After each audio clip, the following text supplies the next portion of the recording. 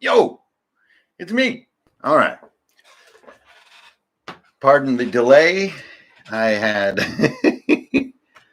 He has probably just been looking at those yellow dice this whole time, right? Well, anyway. I hope y'all can hear me okay. Looks like sound's working. Everything looks just fine and dandy. There's a wiggling though. Look at that wiggling. That's gonna bother me. 2 seconds. As I've had to jerry rig. Well, hell, everybody on YouTube has to jerry rig their room. That's Hollywood, right? I'm not in Hollywood. Let me just secure this thing here. There we go. Got it. Now we won't get that wobbling firelight effect. We might get a minor wobbling effect. But anyway, hi. Ingrid Bernal here, Hanker Infernail, your old buddy from Runehammer, Drunken and Dragons, right here on YouTube. Thanks for tuning in. Why are we here? Well, we are here doing what we always do when it comes to Runehammer on the old YT, and that is playing D&D just as good as we can. Why are we here? What is our purpose? Anyways, this is my current journal that I've been playing out of for several months now. So what I'm faced with for Monday night is to sort of make this big battle happen. And so lately here on YouTube, I've been doing a lot of retrospective stuff. So like showing you my game as it occurs ipso facto or after the fact. And so what I wanted to do maybe for a bit of a more central concept would be to get more into the preparation aspect. So not just show you the session and say, hey, this is what happened, but actually show a little bit of the process and the bumbling sort of madness that I go through to get ready for a session. Okay, so here I hope everyone can see clearly. This camera angle is a bear to set up because you're sort of seeing it from my point of view.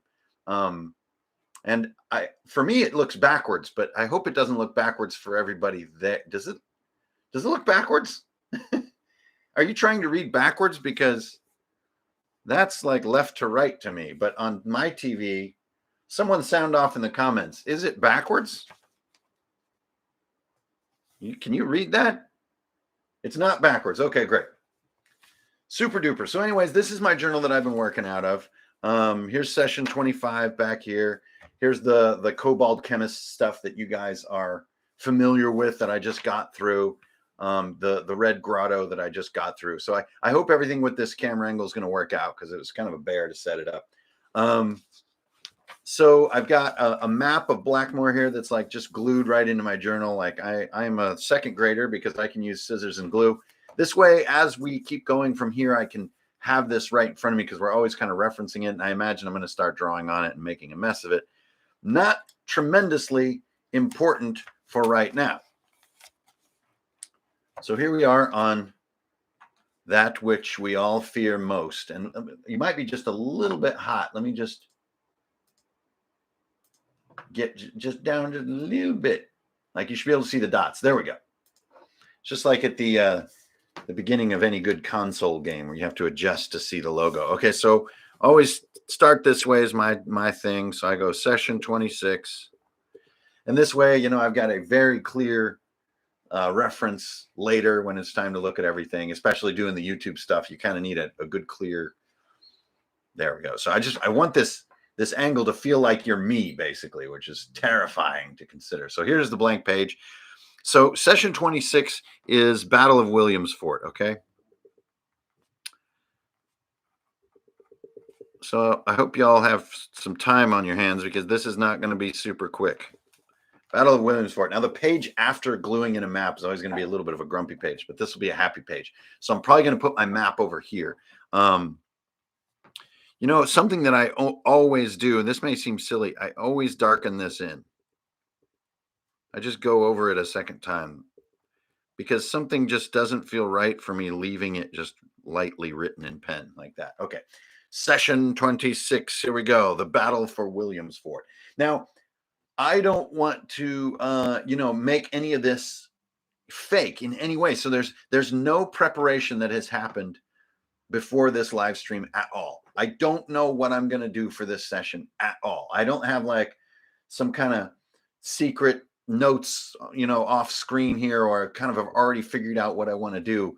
I'm going to basically show you really how I kind of get through all these sort of bumbly aspects.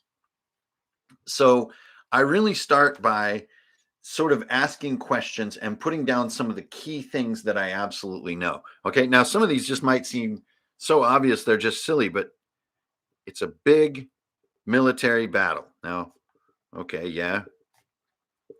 These like act as little mnemonic devices for me to really get a handle on what is going on here. Okay, second, there is Commander Hogan. Okay, now we know from our story that Hogan, a dwarf sort of noble or a dwarf highbarn who used to work at the Stormkiller mines, is now part of their military force. And he is going to be running Williamsfort. And I need to basically be him in the session a lot. My players really like Hogan. So he's going to be a powerful tool for me to say like really cool lines and to be epic and kind of, to talk about honor and, why we fight and all this kind of stuff. Okay, next thing, we have heavy snow. Can't forget that my whole world is under heavy snow right now, and it's nighttime. I really do want to, whatever happens here, I want to interrupt my players like resting at Williamsfort. They just cast haste for their first time to get across the bridge. And I don't want to just give them a freebie on regenerating all their spells and kind of starting over. I want to get them a little bit on their heels. So whatever's going to happen here, which I kind of still don't know what it is, it's going to happen at night in this heavy snow, and it's going to keep them from resting. So let's just add that. And I get so meta and so transparent, I'll probably just tell them that. I'll be like, brace yourselves, because I'm not going to let you rest. Okay, so there's that piece. Let's see. So it's a big military battle, and let's make this even tastier. Fort falls, Blackmore falls. So basically, this fort has become a linchpin of a strategic location. So they are holding back these orcs who were supposed to be fighting for King Uther, but have betrayed him. And at first I was thinking of like reasons why that may have happened. But what I realize is there is no reason. It's because they're dastardly things that have no honor, barely even a sense of self-preservation. All they want is to ravage and plunder and gain power and feast and mock their enemies. Like they're just driven by the most base possible motivations. Now, before we get into all this, just a quick disclaimer. I know there's a huge anthropological, sociological discussion around if evil species in fantasy worlds can be easily classified as an entire species on a moral level. Like, are there good guy orcs? And like, let's not just, profile these guys based on their species and stuff. But you know what? My table is not really going to discuss that. I am not equipped or interested in talking about that entire conversation.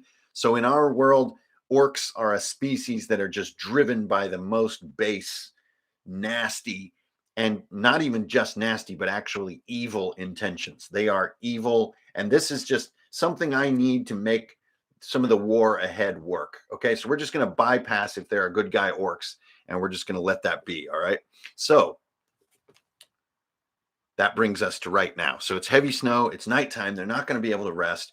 And right now, probably you can tell because I'm like talking a little bit. And yes, this should be archived. Good grief.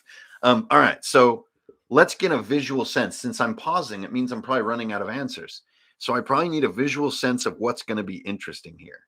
So let's start working on Williamsfort. Now, the purpose of this map isn't going to be really to present to players necessarily. isn't necessarily going to be presented in, like 5-foot grid squares or something, or in 3D terrain, but it's going to give me a lot of answers and ideas, I hope. So a lot of times I'll just kind of zone in on a little bit and kind of let myself enjoy my map making. Mainly because maps are so useful for giving you answers, letting you ask questions, which I'm about to do. And really that is my method, is to ask natural questions, kind of questions I would almost expect players to ask, and just document my answers. So if there's a bridge, that implies a chasm, which I think is part moat, but is also maybe the architects used a naturally occurring chasm and dug it deeper and made it more like a moat. So down at the bottom, we've already determined there is a frozen little like creek down at the bottom.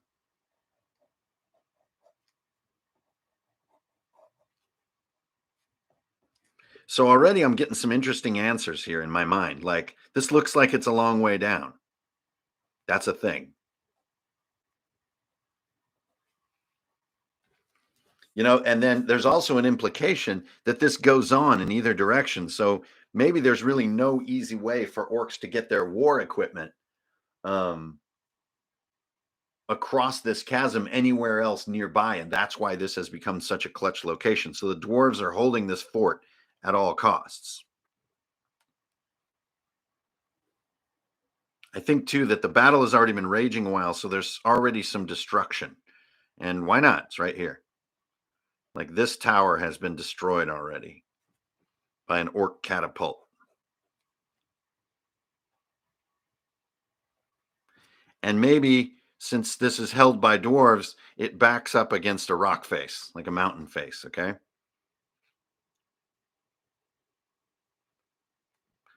And that, I think, just this will start to give us more and more answers about what is where and what could happen here that could be cool.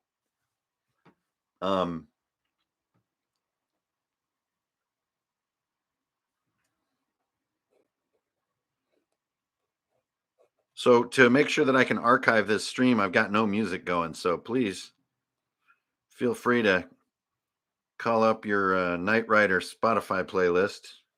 Friends don't let friends use iTunes. And, get those synths going, baby. Maybe a little drum and bass.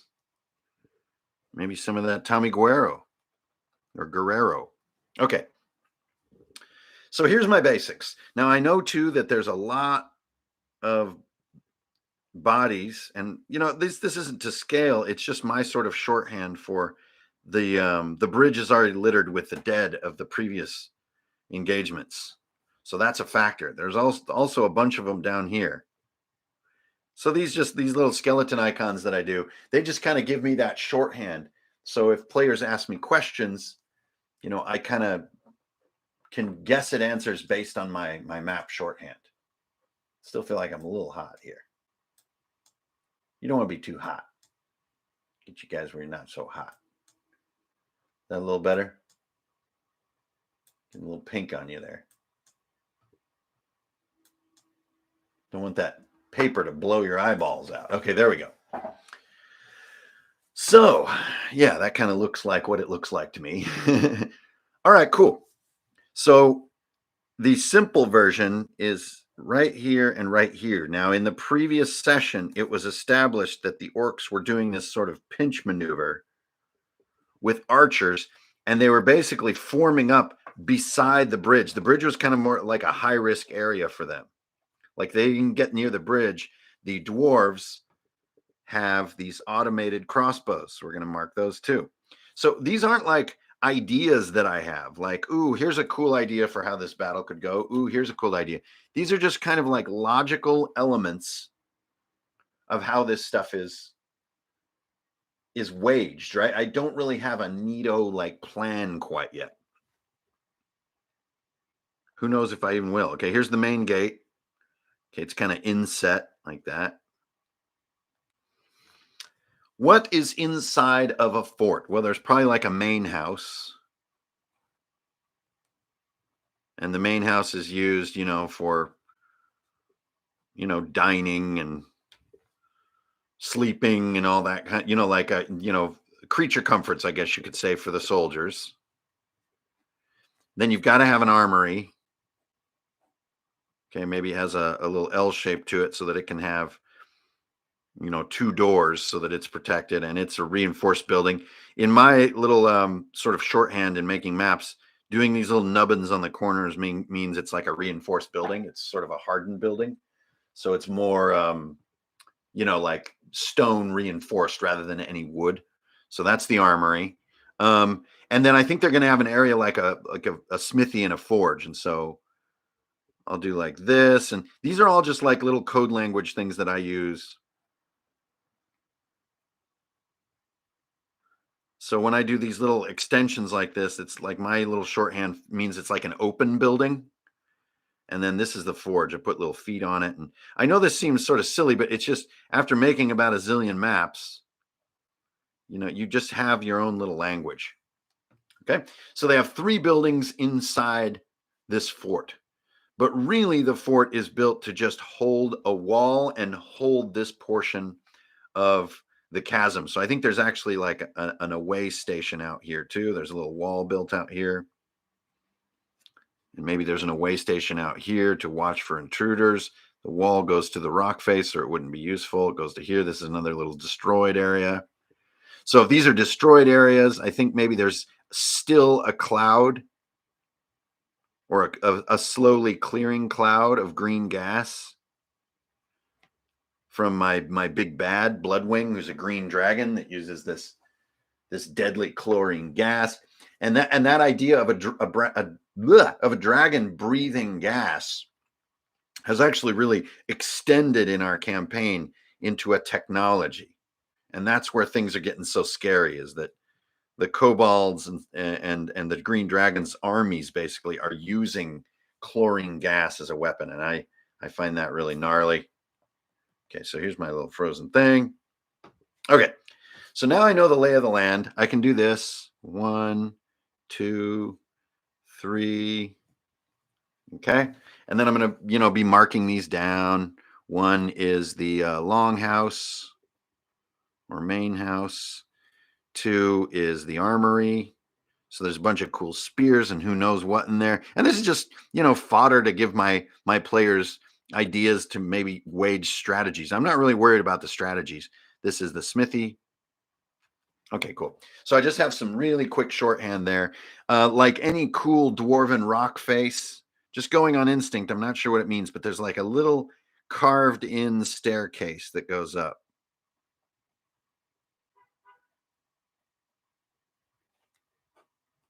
And that goes to Blackmore, basically. That's going to head northwest. Blackmore. There we go. Okay. So I don't know why, but they have, they cut a goat path basically back there.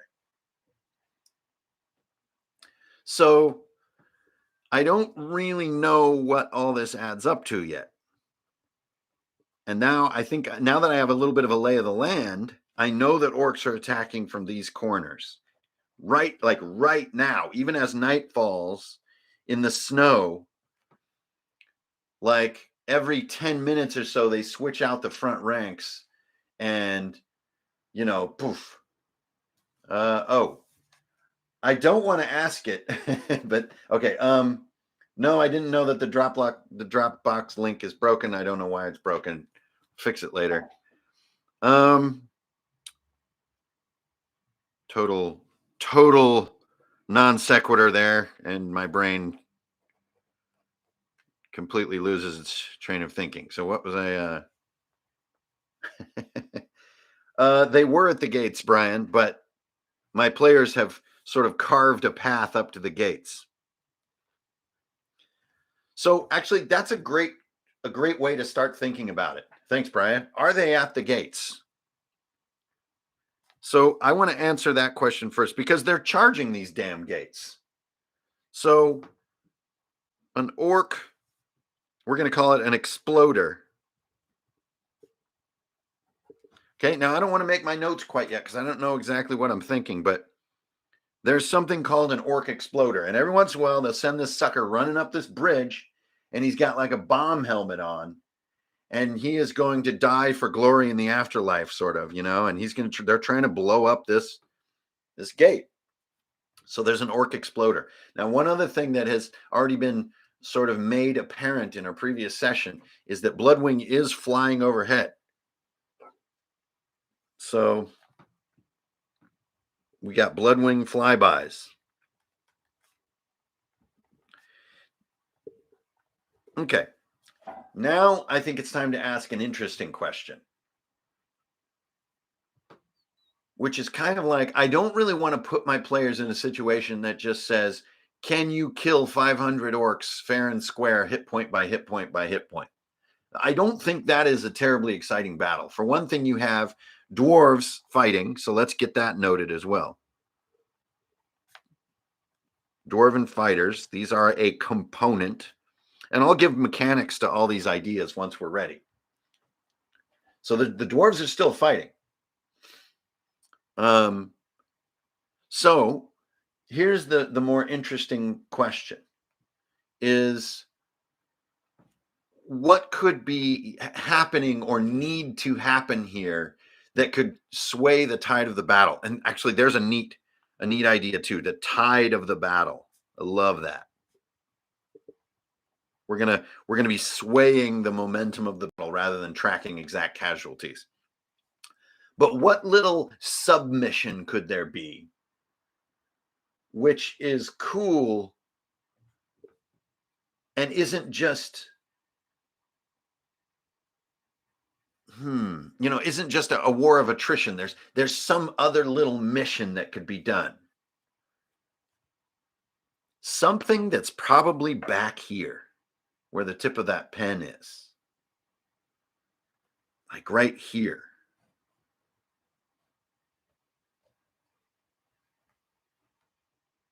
Now, this doesn't represent yeah, exactly. Andrew, I think you're on to it. This doesn't represent exact locations. It doesn't really matter because it's conceptually what matters. We're going to go 4, and we're going to call it the Orc Command. But I think we're going to have something a little more interesting going on there. Also, yeah, Brian, I think you're right, especially because we have this destroyed area. There has to be at least one siege machine.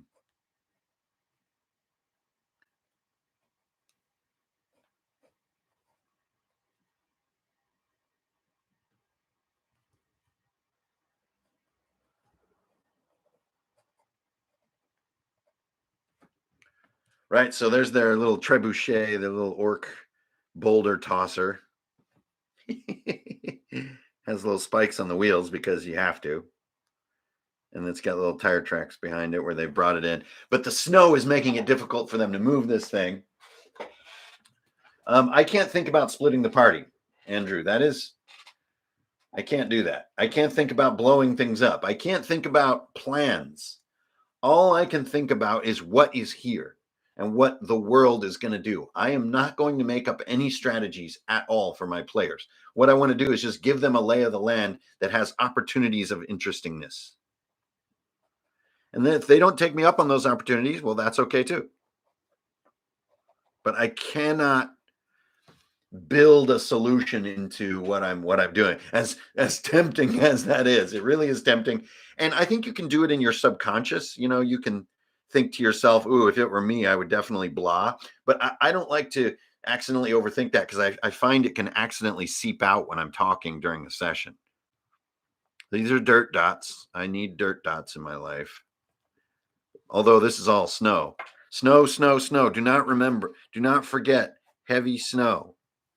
Heavy snow, heavy snow, heavy snow. Got to reinforce that concept again and again and again. Okay, so do I need more besides the Orc Exploder? I do. I need Siege. I need Siege Effect. And I need Command, Orc Command. Okay, so to me, this is where like the economy of a page spread is really, really handy to me. So could there be more here? Could there be more ideas? Could we have more detail? Could we have the names of soldiers? Could we have all kinds of cool things? Absolutely. But the economy of the page says you're running out of room, Hank. Like, you have to fit the session, have the answers you need right here on this spread. And so this economy of page spread just forces me to stop right here. Jonathan Masters, yeah, nice callback to the last stream. Yeah, let's figure out what Hogan is going to be doing for his orders. Okay, so let's make a note of that. Nice one, good call. So Dwarven fighters include down here Hogan's orders. Okay, and then that kind of gets Andrew off the hook a little bit, because we do get to have Hogan say, this is the strategic goal I want accomplished right now, which in a way is like suggesting a solution to players. Okay, so there's Hogan's orders. Now let's go down this list. I'm not going to do any more stuff. These are all great questions, by the way. How smart are the orcs? Did they bring bargaining chips to break a stalemate? No, I don't think they're very smart. And I think this shows in their treachery against Uther. They made this deal to fight for Uther, in that they would like be given, sort of, I guess what in modern times we would call a reservation. They would give them their own small kingdom if they stayed loyal to Uther. But in the heat of the moment, they just see like dwarves and the other like fairer races, so to speak, and they just go wild with savagery. They throw their loyalty out the window. I don't even think it's for really a future gain. I think they're just like rats. They're worse than rats because they have freedom of choice. So they're just actually like evil rats. They're just mean, evil, spiteful things that really hate all creatures, even each other sometimes. They'll even like hurl each other off the bridge just in, formless anger. The height of the bridge is very high. I don't need to know that. So let's go down the line before I can't even keep up with the comments trying to sort of think this through. Okay, so just try to hold yourself, because these are all great ideas you guys have, but you're kind of going to overwhelm my page economy. So let's start with the Orc Exploder. Okay, now I'm brutal with this shit, so I tend to think in D4 rounds for the Orc Exploder. Let's just do it. D4 rounds, charges gate.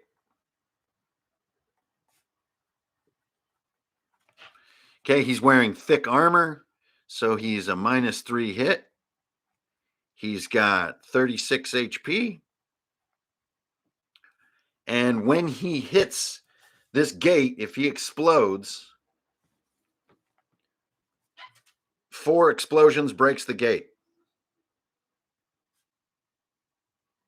That simple. I'm not going to track a bunch of hit points on a damn gate. If 4 of them get through,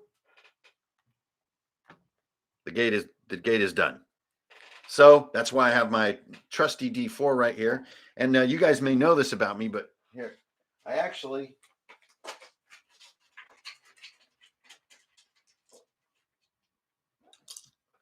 have about 80 more of these, but I keep a lot of these on hand. I use a lot of timers at my table.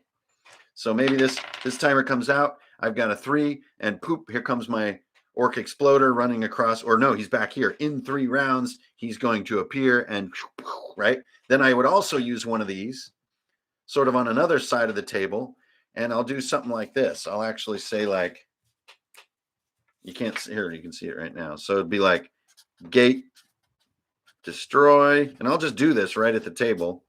And then we'll put this over somewhere on the table, and I'll say, yep, 1. We've got 1 out of 4 hits on the gate until it's destroyed. So those are the kinds of maneuvers that I do with my D4s. Okay, so that's my Orc Exploder. Next, we have the Bloodwing Flybys. Now, I think this is a little more intense, and so I'm going to say it's a D6 rounds. So every D6 rounds, you have a 1 to 3 cloud clock location. Okay, so when I say clock location, hang on, I'm reaching over to my bookshelf here. I think you guys know my code language with clock location. which is you take a D12, this little guy, and you, from the GM's point of view, right up here is 12. I go 1, 2, 3. So this whole map is a clock. So I just rolled a 3. So it'd be like 12, 1, 2, right? That is the cardinal right corner. This is a great roll for players. So Bloodwing goes, and maybe I even roll a second clock, or better yet, check this out. Here we go. So 3 is where her breath starts, right there. And then I'll roll my trusty direction dice. There we go. And so, oh man, this is a perfect roll for players. See that? So her breath starts right there and goes this direction. So basically off map. And this gives me a complete randomized sense for where Bloodwing is blasting this battlefield. And this roll is tremendously high stakes. So let's just try another one for fun. Okay, so now this one's horrible. So it starts here at 6 and it goes this direction. How far does it go? We'll say this is 1 and this is 4. This is how I measure things. Oh, that's awful. So Bloodwing sprays this entire area. And that's how I use dice to determine where Bloodwing is going to lay out the gas. Now, when I say 1 to 3, that's because 1 is poison gas, which kills life. 2 is matter gas, which dissolves matter. And 3 is magic gas, which nullifies magic. So that's going to be heavy duty. She cannot be attacked. She's up in the clouds, or it's actually a male dragon. And that's about that. That's all I really need for Bloodwing Flybys. So you need your D6. She's going to be here in that many rounds. Sorry, I always think of dragons as female. He's going to be here and then boosh and use these dice to build out the breath weapon. Okay. If you roll a 1 on a D4, isn't that too quick? What does too quick mean? What does too quick mean? All right, dwarven fighters. So there's an ongoing war here. I don't think really, no matter what happens, you're necessarily going to like kill all the orcs. I don't think that's even an option. This is a military engagement. Yeah, I think this is where I'm at, group, is the dwarven fighters are basically a countdown to retreat. Okay, but we don't want to take the place of the tide of battle component. So I think the dwarven fighters are basically like a hit point pool. All right, and I think what we'll do is we'll probably use something like this to track them. Remember, these guys are terribly outnumbered. So we'll start with 20 dwarven fighters, like that. And I'll count my way down.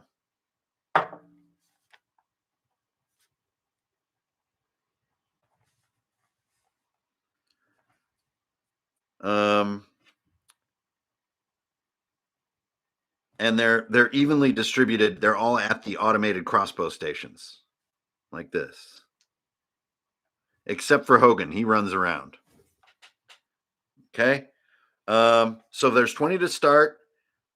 Second bullet is if down to 3, Hogan orders a retreat.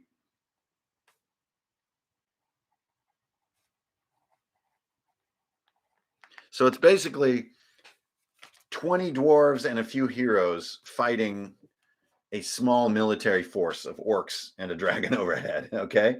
So I think that gives you a sense for this kind of how desperate this battle is. And that's cool. But 20 dwarves and a fort is a formidable force, especially with this chasm on their side. Okay, so the tide of battle. How can we do the tide of battle? Really, the tide of battle represents how strong the orcs are at any given moment.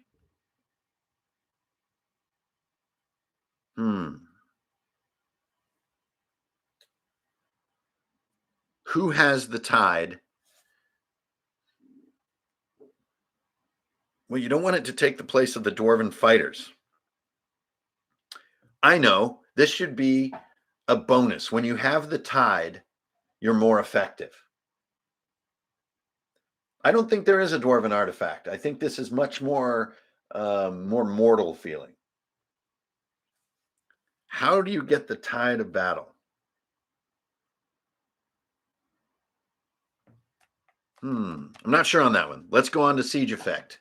So the siege effect is a lot like the Orc Exploder, right? You got this every once in a while, an orc runs across here and tries to blow the gate up. The catapult is more like the dragon in a way. It does a clock shot on the entire fort. And I think let's make it easy. It's a D4. D4 rounds. Destroy on a clock. So it doesn't like lay out, dragon breath. It's not that bad. But I think it will destroy parts of the fort. It doesn't hurt people. Doesn't kill. What it's doing is destroying the fort. You can always see one of these rocks coming in and everybody can run to one side. Ah, you know what I mean? But it destroys structures. Like, let's say I fire my siege machine and I roll a 12. For me, what that would mean is it would destroy the secret staircase that goes up the cliff face, right? And so right away, this is what's going to change this battlefield and change what routes and avenues and strategies are going to be possible. The dragon flying by kills combatants. The siege machine destroys features. And yeah, these things are great. You can get these from Monomakes. They're really, really cool. Like the old pyramid D4, it is just that age is just over. It's so over. They were always hard to read. I don't know why people weren't doing them this way from the beginning. This is where it's at. Okay, don't get me started. So siege effect. Oops. I wrote that under tide of battle. There is no tide of battle. Screw that. I'll improvise something. This is the siege effect. So just to give myself a little reminder, I'll draw a little catapult here.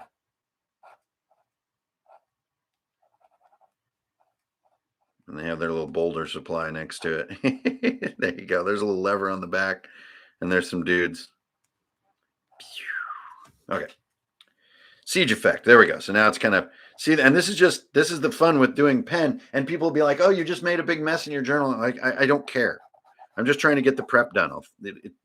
Make a mess. It's your journal. This is why you have the damn journal, is to make a D&D mess. All right. So that's siege effect, right? Look up, Hank. Siege effect is above this bullet, not below it. And then finally, we have this orc command idea. So they do have at least enough structure to their battle plan that there is some kind of command tent. And I think maybe here is a spot. There is no necessarily way to keep the bridge intact, Ethan, at all. I imagine the bridge will likely be destroyed. But yeah, the orcs don't want that to happen. I think there's something giving them power and fury in the tent. I don't think that orcs have like a map and like a guy with a weird hat in their command tent. I don't see that happening. I think they have, something like a little, like a brain gem. Well, shit, let's go with it.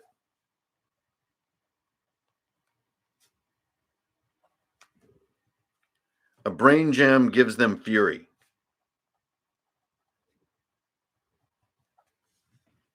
They also have a treasure trove there that they've plundered. And I think that there is also like a big nasty who sort of walks around the tent. Big nasty orc. So he's got super heavy spiked armor, so he's -5 hit. He's got 75 HP. He's got 2 axe attacks.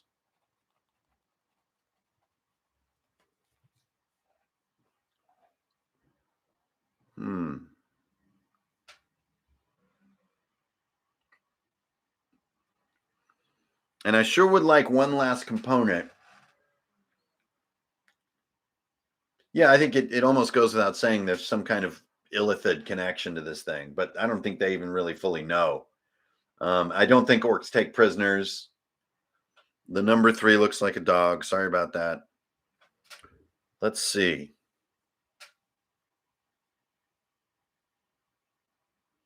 Something magical, because my players are getting very, very capable. And without some kind of spell slinger, so we're going to add a bullet here. Spell slinger orc.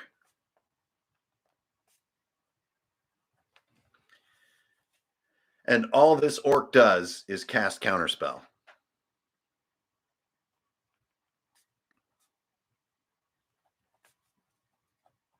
You cast it on a single target once per round. If that's cast against you, save versus spell, or no magic 1 round. It's not true counterspell. It's like spell stun. And then I'm also going to say that the only way that this guy's doing this is he's using like a ring. Using a ring. How many of them spell slinger orcs are there? I think there are probably 4 of them. So the 4 is a really magic number for me. So the players may not notice them at first in the ranks of the archers. So there are 4 of them. And then I think we're about done. How do they break the enemy? Do we really have a sense for that? No, we don't. A standard orc.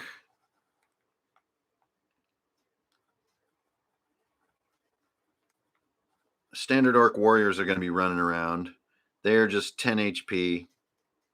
They have 1d8 melee. Very simple. Okay. So they're going to be, pouring in now and again. I need to have that happen. There's arrows going to be flying down. We'll be able to intuit a lot of what's going on during play. I don't need to just write everything down or I'll go completely crazy. And I think I'll know when the orc will to fight is broken. I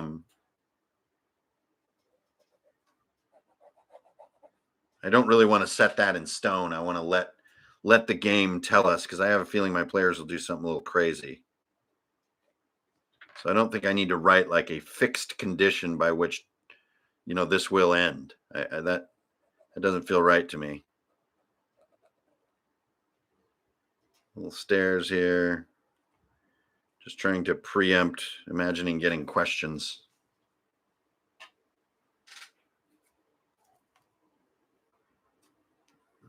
These little guys. This is just adding ink weight so that I can see this if I glance down at it during play. Yeah, so I feel I kind of have my thing. Do players want to take out the siege machine? Do they want to? I'm sure they'll come up with something to mess with Bloodwing somehow. I'm sure they'll come up with something with noticing this tent. All this stuff is, done through scouting and waiting for the snow to clear. Like, I need to get this really out in the open that I don't forget. Snow is critical here. Snow makes things slippery. Snow like nullifies sound in some ways. Snow can be piled up. Yeah, I don't know how it's going to play in. That's not really my problem. That's kind of the players' problems. And now we have one last thing to decide. So we know everything at play in this battle, and we get to decide our final sort of piece, which are Hogan's orders.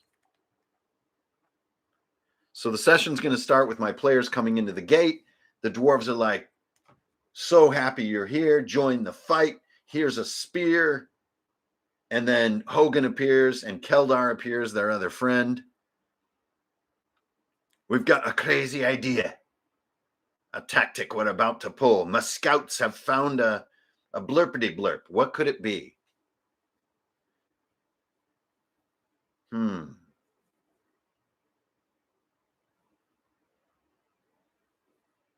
Like, what could Hogan's orders be? Because I don't think it's anything that's obvious in this map. It's something we're not seeing yet. It's like stealing something.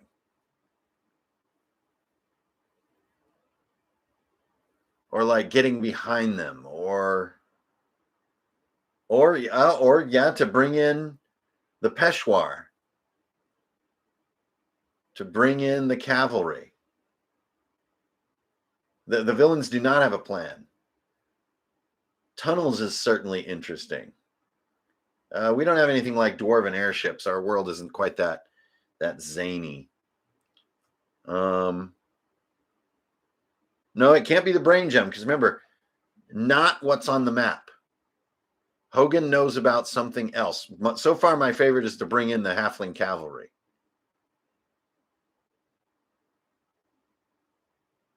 The other one that's interesting is the tunnels. Where would they want to tunnel? Like all the way under the moat?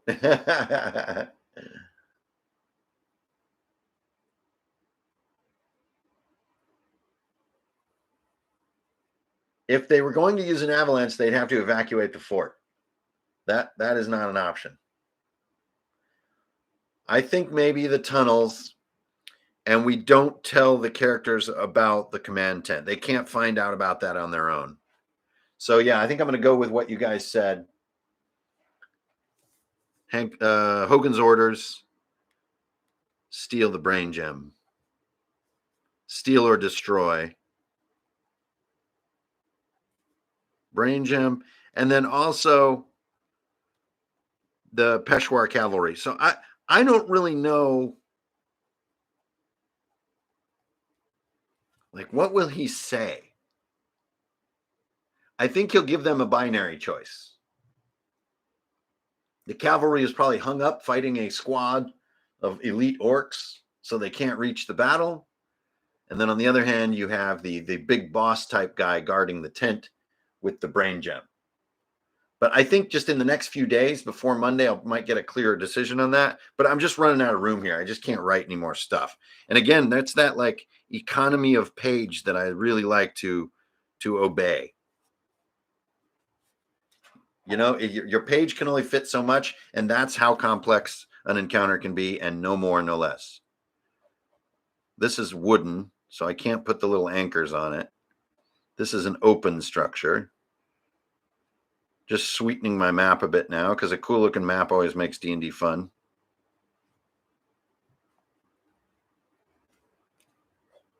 And that's pretty much it. I think that basically shows not only like how I do this stuff, but you know, hopefully can inform your own creative process to let yourself not know. And even going into the session, as you guys can clearly tell, there's a million things here that are kind of just unknown and are just left to, I'm not sure what that may be. But that is what the fun of playing with your players is. Yeah, exactly. Pyronite, I think you really have it. Do we show our hand or aim to simply survive? Like, exactly what's the tone and the mood? I really can't know that until I'm at the table with my friends and feeling that mood at the beginning of the session and just, yeah. So, and to a final question here with Victor, yeah, I will prepare, you know, like right here. Sometimes I'll have a few note cards ahead of time, and I know I'm going to need a cool catapult. I'm pretty sure ICRPG has one, doesn't it? Has a catapult? I don't know. Anyway, it doesn't matter.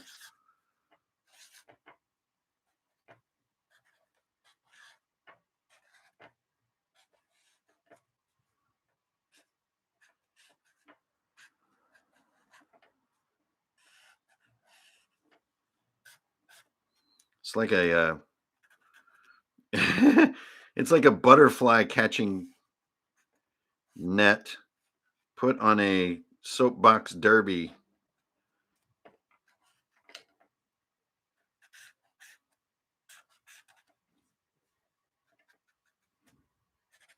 So sometimes, yeah, I'll prepare a few index cards ahead of time, things to slap down on the table. But most of the time, I do this while we play. For some reason, it's a little more satisfying for me to do while we play. There's the lever right back there. Some kind of groove or something down here. There's some kind of like winchy looking thing up here. And then a little pile of these jagged rocks that they toss over here. Yeah, so see there, I would just kind of have a little catapult card to throw down on the thing. And it doesn't really matter exactly, what the sort of distances are. I don't really get into all that. That's why I use index cards so much. It keeps everything real loose and just lets you think in terms of landmarks rather than measured space so much. I don't have a difference in my world from a trebuchet or a catapult. I don't care. I really have found that the fiddly details of the difference between a glaive and a hauberk are not something I really am interested in. I really think there's a lot of other stuff going on. It's not really my jam. Not an area I put detail, but of course, every table is different. And that is about it.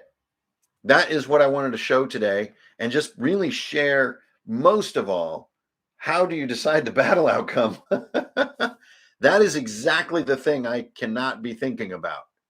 The only thing I really put down, I mean, that's completely up to the players. That isn't something I can just decide the battle outcome. The only thing I put down for that, if there are only 3 dwarven fighters alive, Hogan will command a retreat. But even that doesn't mean that the battle is decided. That's just a retreat is called.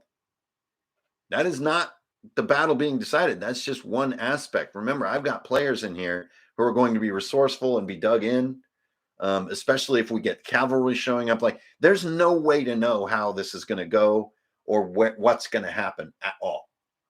Completely wide open. And to me, that's how it should be. And through the course of the session, we'll start to see potential ways that this could resolve.